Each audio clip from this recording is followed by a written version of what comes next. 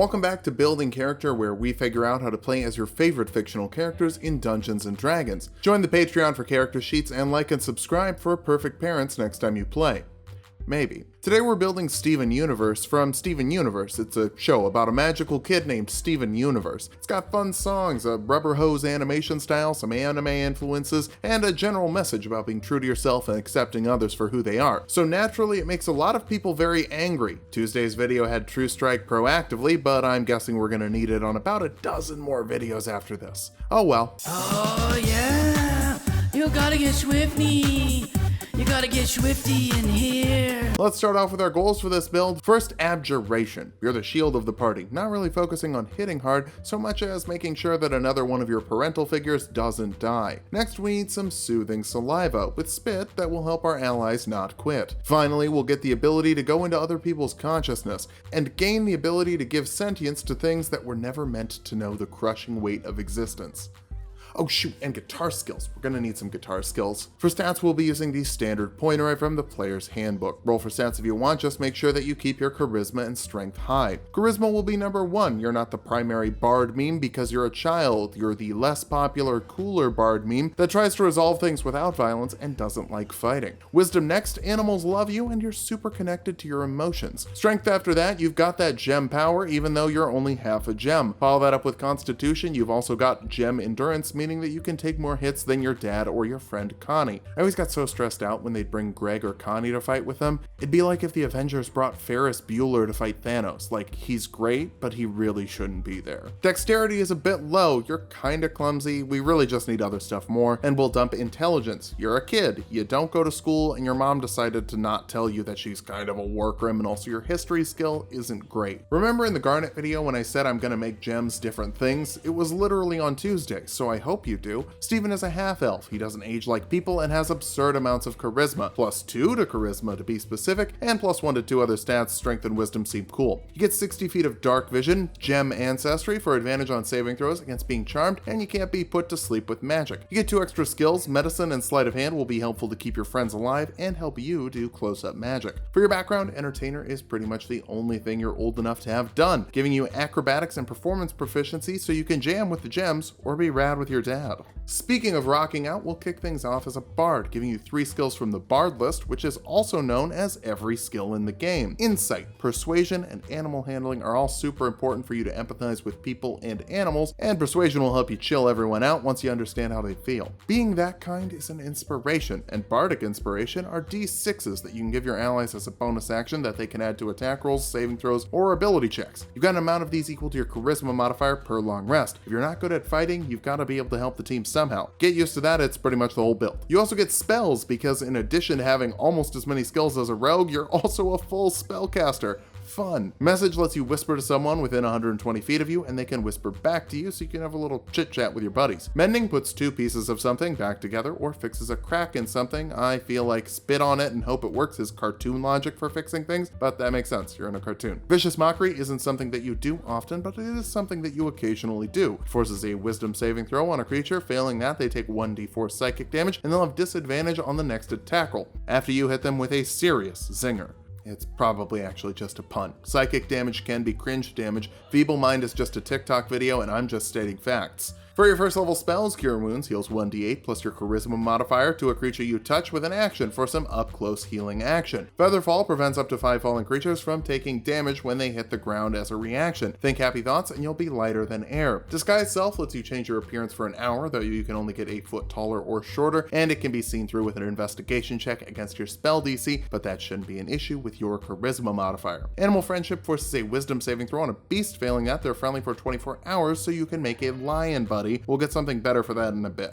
Second level bards get Song of Rest, letting you sing a little song to give your allies an extra d6 of healing on short rests. Maybe sing about life and death and love and birth on the planet Earth, or whatever your planet is called in your game. If it's my game, it's probably something like Mirth. I'm not very good with names. You're also a gem of all trades, letting you add half your proficiency bonus to skills you don't have proficiency with, which helps you get your protagonist on and just be kind of good at everything. For this level spell, Longstrider increases a creature's movement speed by 10 feet for an hour. Ideally, I'd use this on your lion, but you'd also be able to use it on your yourself. Again, we'll get there. Summoning lions is just higher level stuff. Third level bards can choose a college. You're too young for college and don't even go to school, but lore bards should work well because there aren't actually any prerequisites other than a winning smile. It's a lot like the art school I went to, except lore bard didn't get shut down for being a bad school. Lore bards get 3 more skills. Athletics, survival, and history would be decent. Eventually you get filled in on the lore, probably way later than you should have been. You also get cutting words, letting you use your bardic inspiration as a reaction to distract someone from making an ability check, attack roll, or saving throw, subtracting it from their roll. You tend to confuse gems from outer space with your desire to do strange things like eat and have fun.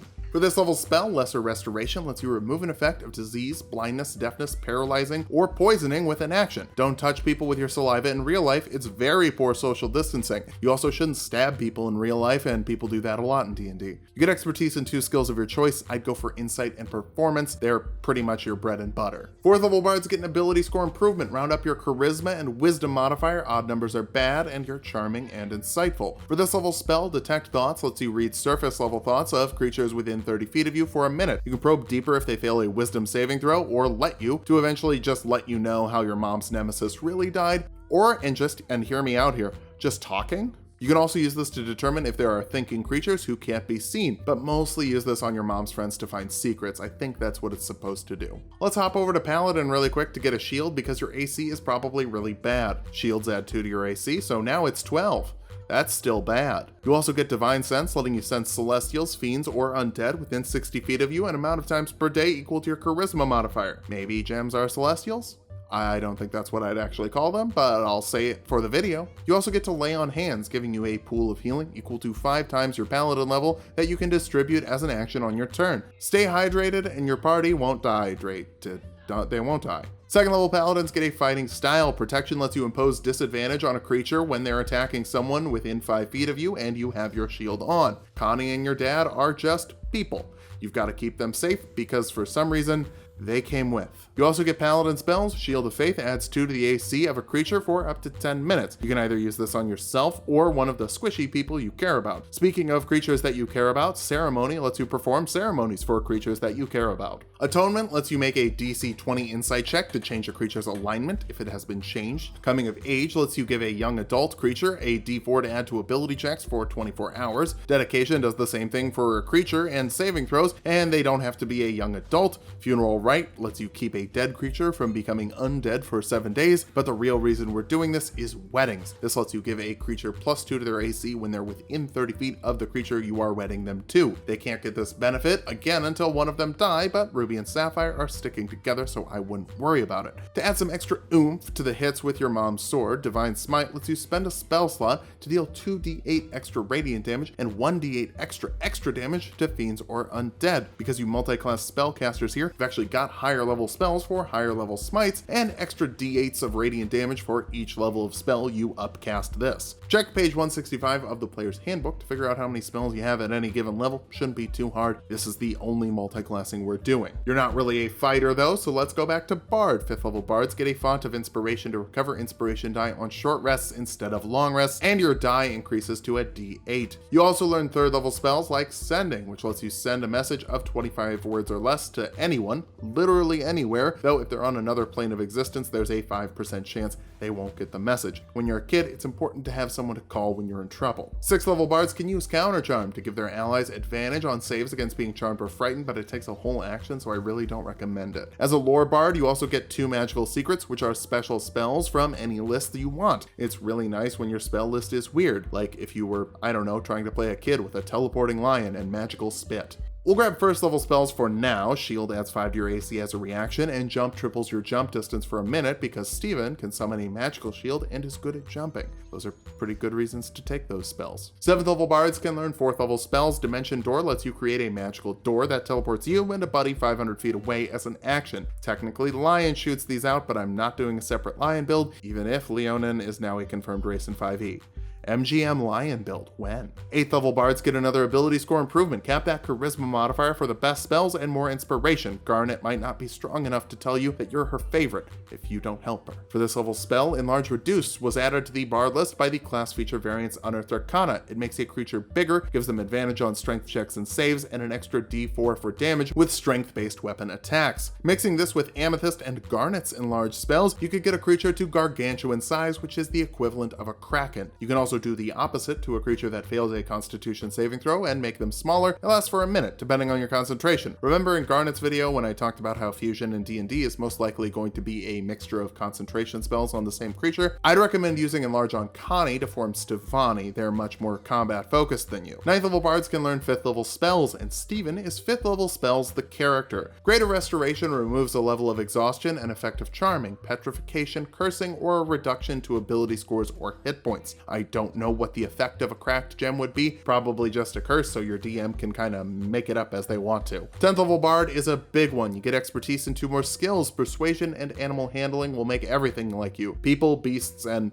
okay, I guess that's it. You also get 2 more magical secrets. Find Greater Steed will let you conjure a cool steed like a saber-toothed tiger. You can't summon a lion, but this works. Your steed benefits from any spells you cast on yourself, like Longstrider, Shield of Faith, or Jump. And if I'm your DM, you can use it as a spellcasting focus for your Dimension Door. Technically, you can both jump through it anyway. Reincarnate brings a dead humanoid back to life if they haven't been dead longer than 10 days, but they come back as a different D&D humanoid. Maybe one of those has teleporting hair powers? I don't know. I don't really play D&D. You also increase your inspiration die to a D10 for great super licks. 11th level bards can learn 6th level spells, but don't. Grab Awaken instead, which will give a beast or plant an intelligence score of 10, and if it's a plant, it can move and walk around and get statistics. Y'all didn't think I could make Melon Stevens in here? You should have more faith in me. I play a lot of D&D. 12th level bards get another ability score improvement. More constitution would help you concentrate, and you have a lot of endurance. No spell at this level, you just have to deal with having more spells than a sorcerer, a bigger list than a sorcerer, and more skills than a sorcerer, also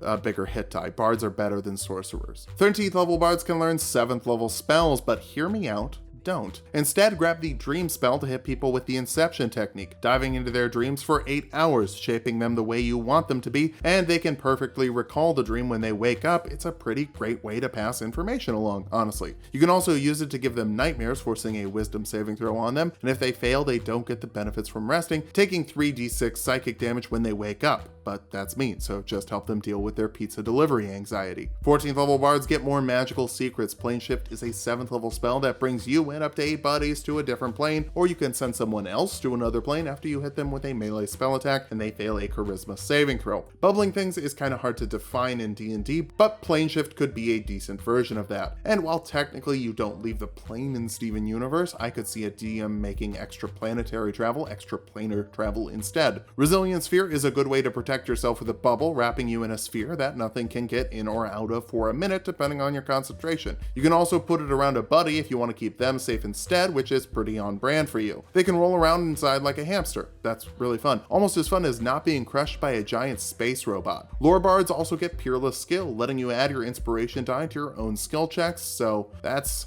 neat. Fiend locks get to send someone on a field trip through the 9 hells at this level, but you can add a d10 to your own skill checks. Sick.